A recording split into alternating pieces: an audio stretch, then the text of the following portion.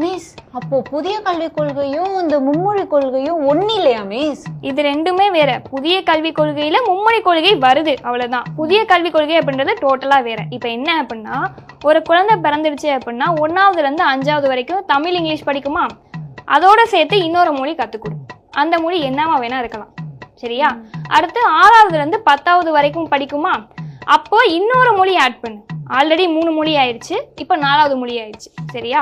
அடுத்து 11th 12th போகுமா, போகும்போது உன் பக்கத்துல 20 மொழி கொண்ட ஒரு அட்டவணை வச்சிருவாங்க. அதுல ஏதாவது ஒரு மொழி நீ தேர்வு பண்ணணும். தேர்வு பண்ணிட்டு அதை ஒரு சப்ஜெக்டா வச்சிருக்காங்க. அந்த சப்ஜெக்ட்ல நீ பாஸ் ஆகணும். ஃபெயில் ஆயிட்ட அப்படின்னா 11th இருக்கணும், பாஸ் ஆகும்போது தான் 12th போக முடியும். அந்த மாதிரி ஒரு சிஸ்டத்தை கொண்டு வந்திருக்காங்க. இது மட்டும் கிடையாது. இப்போ காலேஜ் போறோம் இல்லையா, காலேஜ்லாம் முன்னாடி எப்படி இருந்துச்சு, இப்போ அரியர் வச்சோம் அப்படின்னா அடுத்த டைம் வரும்போது அதை எழுதி பாஸ் பண்ணிடலாம், அப்படி இருந்ததா? இப்போ அப்படி கிடையாது. நீ ஃபர்ஸ்ட் இயர்ல அரியர் வச்ச அப்படின்னா